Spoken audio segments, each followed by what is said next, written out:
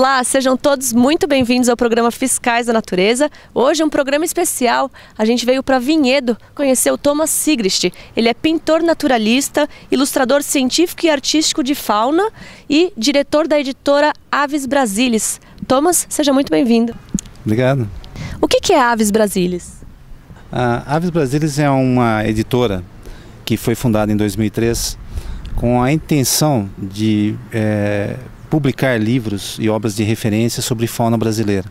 Porque esses temas são muito atuais e o Brasil sempre teve uma defasagem nesse sentido. E qual a importância para a população ter esse tipo de informação científica? Eu acho que a questão principal é que quando você fala em sustentabilidade, quando você fala para as pessoas da importância do meio ambiente, e a mídia tem feito muito atualmente nessas questões, fica aquela pergunta, né? Para que eu preciso defender? Para que eu preciso cuidar dessas coisas? Por que eu preciso preservar? É difícil você falar em preservação se você não conhece o que tem que ser preservado. Eu acho que o brasileiro ele não conhece a fauna, ele não conhece a flora que tem. E eu acho que a questão é a seguinte: você mostrando isso nos livros, você atrai o interesse das pessoas. Qual a importância das aves para o ecossistema, Thomas? As aves elas têm uma característica dentro do grupo animal, pelo fato de que elas são fáceis de observar. O Brasil, especificamente, é o país que tem uma das maiores riquezas de avifauna do mundo. E você tem muitas espécies de aves, mesmo em cidades, mesmo em lugares que você, teoricamente, tem problemas com poluição, trânsito, ruído. Você pode encontrar uma diversidade de aves muito grande. E é fácil você trabalhar com questões de educação ambiental quando você foca em aves.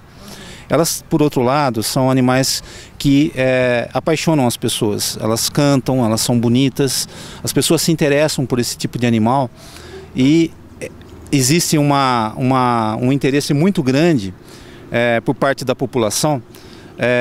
Desde o tempo do Brasil colônia, né, você já tinha um índio que tinha o hábito, né, de ter animais selvagens na sua aldeia, né, e você via araras, mutuns, ainda hoje quando você vai para as aldeias, você vê que isso é uma coisa que atinge todos os grupos humanos, desde o índio que está diretamente em contato com a natureza, até aquela pessoa que tem um periquitinho num apartamento. Quer dizer, todo mundo se interessa por aves. Então eu acho que eles são um bom caminho para você tratar de assuntos de educação ambiental, de sustentabilidade. Eu acho que é um bom gancho. O que é e qual a importância de uma ilustração científica? Chega a substituir uma foto? A ilustração científica ela começou no século XVII com o Renascimento. Quando houve aquele interesse das pessoas na Europa em catalogar animais e plantas, isso desde a época do Linné, que fez o sistema de classificação dos animais, houve uma necessidade de divulgar imagens fidedignas dos animais. Imagens realmente que mostrassem a realidade e não a fantasia. A ilustração científica, ela complementa a fotografia nos dias atuais. Porém, a vantagem da ilustração científica sobre a fotografia é que ela agrega o detalhe. Você consegue mostrar detalhes que a fotografia às vezes não consegue capturar a um só tempo. Num desenho científico é importante mostrar toda a anatomia do animal ou da planta de uma única vez, por questão de espaço, para aproveitamento gráfico. Então, aquilo que uma fotografia faz em partes, o desenho científico faz em uma só sessão. Você coloca a ave na posição que você quer, né? Exatamente. Você pode fazer distorções, você pode criar modificações ou colocar ângulos que ficariam impossíveis na fotografia, e essa é uma grande vantagem quando você quer tratar de assuntos de morfologia, que é o campo principal da ilustração científica. Quais os cuidados que devem ser tomados na confecção de um desenho científico? O maior problema para um artista é que ele tem que se convencer de que ele não pode ficar imaginando coisas enquanto está desenhando, ele não pode a liberdade artística é um pouco reprimida, porque você tem que ser fiel à realidade. Essa é a principal questão. E eu acho que todo artista que se coloca nesse ramo de ilustração científica sofre um pouco com isso. Porque você precisa às vezes reprimir certos traços, você precisa reprimir certas tendências e você precisa de muito mais treino para fazer isso. Você precisa controlar um pouco a sua espontaneidade. Por outro lado, alguns aspectos da ilustração científica podem se tornar bastante artísticos. Dá para você criar o tema de fundo, a paisagem de fundo pode dar uma abertura maior nesse aspecto, então você faz um contraponto, você se segura aonde é necessário e você usa a imaginação naquela parte que é permitida dentro da ilustração. Então é preciso saber fazer essa dosagem. O que veio primeiro, o pintor naturalista ou a paixão pela natureza? Eu acho que foi a paixão pela natureza. Eu acho que eu sempre fui uma pessoa que eu tive um olhar muito atento para a fauna, para a flora. Desde criança eu gosto de andar no mato. Eu sempre procurei o primeiro contato com a natureza. Depois, em estúdio, aquela vontade de retratar aquilo que eu vi, aquela experiência que eu tive na natureza, né? Eu acho que essa foi a motivação maior. E o processo de produção de um guia de campo? Os guias de campo, eles dependem. Eu acho que você pode levar anos fazendo isso. Porque se você considerar que no Brasil, por exemplo, com aves, você tem perto de 1.800 espécies de aves. Dentro dessas espécies você tem dimorfismo sexual, algumas espécies o macho é diferente da fêmea, o jovem é diferente do adulto. Geograficamente você pode ter uma ave que na Amazônia, por exemplo, ela tem uma característica. A mesma espécie na Mata Atlântica pode ter uma característica um pouco diferente. E aí você precisa ilustrar todas essas variações, porque você não sabe se a pessoa que vai estar usando o guia vai estar na Amazônia ou vai estar na Mata Atlântica. Então você precisa ter tudo isso dentro de um volume. A importância desse tipo de material é que você ajuda nas pesquisas, você consegue orientar, pelo menos de uma forma introdutória, né, as pesquisas numa determinada área. Os cientistas costumam levar esses guias para ter uma primeira orientação no campo. Depois, com a experiência que eles adquirem, eles vão meio que dominando a situação. Mas, a princípio, os guias costumam ajudar bastante. O tempo que se leva varia bastante. Pode ser de 1 até 15 anos. A Aves Brasilis criou agora um aplicativo para celular, né? Aves do Brasil Mata Atlântica. É uma forma das pessoas se interessarem mais ou esse aplicativo é para a pessoa que já está na área? Esse tipo de aplicativo ele é mais voltado para o público em geral, para chamar a atenção do jovem principalmente. E é esse público principalmente que a gente quer capturar, interesse dentro do universo dessas pessoas. A observação de pássaros pode ser considerado um turismo ecológico?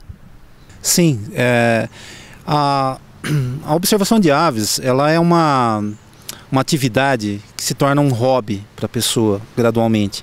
O benefício que você tem com a observação de aves é enorme. Você consegue mostrar para as pessoas que muito da beleza do mundo está perto delas. Ela não precisa ir para a Europa, não precisa fazer viagens para lugares exóticos. Às vezes, num parque, numa cidade, você vai ver coisas que pertencem ao microcosmos, que você precisa só estar atento e você vai entrar dentro de um universo menor, mas muito bonito e muito acessível.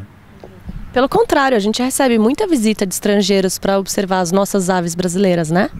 Eles já conhecem esse benefício há muito mais tempo que a gente, né? A observação de aves começou praticamente no final do século XVIII na Europa. Já existiam observadores de aves lá. A própria criação de instrumentos ópticos como o binóculo foi de uma necessidade de pessoas que queriam observar a natureza, e não necessariamente de astrônomos. Já se conhecia a luneta que os astrônomos usavam, mas o binóculo foi inventado para melhorar a observação de animais. Onde as pessoas que estão nos assistindo, que se interessaram pelo assunto, querem um guia, um livro seu publicado, onde elas podem achar? Nós temos uma distribuição desse produto nas livrarias, nas principais livrarias do país aí, e temos também no nosso site www.avesbrasilis.com.br. Aves Brasilis tudo com I, tudo com S. Thomas, tecnicamente, como está a questão de publicação de livros no Brasil? O Brasil ainda se ressente do custo editorial muito grande, eu acho. Eu acho que graficamente, a produção gráfica de qualquer material no Brasil ainda é caro. Às vezes o mercado não consome uma tiragem grande de livros, e então o custo unitário fica um pouco pesado ainda.